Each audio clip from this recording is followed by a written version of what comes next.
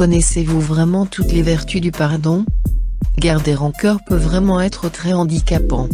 Lorsqu'on est trahi ou blessé par une personne qu'on porte en haute estime, il peut être très difficile de tourner la page. Comme on le sait tous, garder rancune peut avoir des conséquences néfastes et pérennes sur le mode de vie.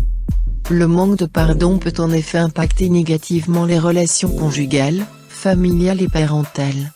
Au-delà de toute considération religieuse, le pardon libère et favorise la santé physique ainsi que la santé mentale.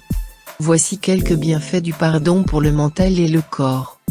Bienfait numéro 1, pardonner fait du bien au cœur. Lorsque vous décidez de pardonner celui qui vous a fait du tort, vous faites du bien à votre cœur. Une étude réalisée par la revue Journal of Behavioral Medicine montre que le pardon est associé à une réduction de la tension artérielle et à la faiblesse de la fréquence cardiaque. La même étude montre que le fait de pardonner soulage le stress et peut donc grandement améliorer de façon générale la santé du cœur. Bienfait numéro 2, le pardon favorise la santé mentale et physique. D'autres études ont aussi prouvé qu'il existe une forte corrélation entre le pardon et certaines mesures de santé. Ces mesures sont les suivantes: les symptômes physiques d'une affection, la fréquence de prise de médicaments, la fatigue, la qualité de sommeil, les plaintes somatiques. D'après cette étude, lorsqu'une personne n'est plus rancunière, elle est moins sujette à ces paramètres, qui permettent d'apprécier son état de santé. Et puisque le pardon diminue les symptômes dépressifs et les effets négatifs liés à la rancœur, elle permet de mieux gérer les conflits et renforce la spiritualité.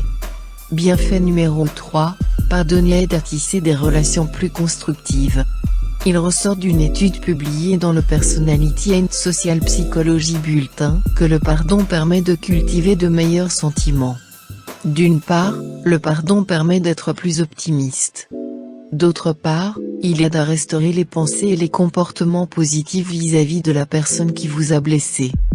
Par ailleurs, cultiver le pardon facilite l'amélioration des interactions avec d'autres personnes. Bienfait numéro 4, pardonner permet de se libérer de certains blocages. Lorsqu'on pardonne à quelqu'un, c'est à soi-même qu'on fait le plus de bien. En effet, lorsque vous pardonnez à quelqu'un, vous vous libérez d'un poids qui vous rendait esclave de vous-même. L'absence de rancœur vous défait notamment du ressentiment et de la douleur que vous portez autrefois. En pardonnant, on accepte le tort, par exemple les trahisons, les accusations dont on a été victime, et on se prouve qu'on vaut mieux que cela.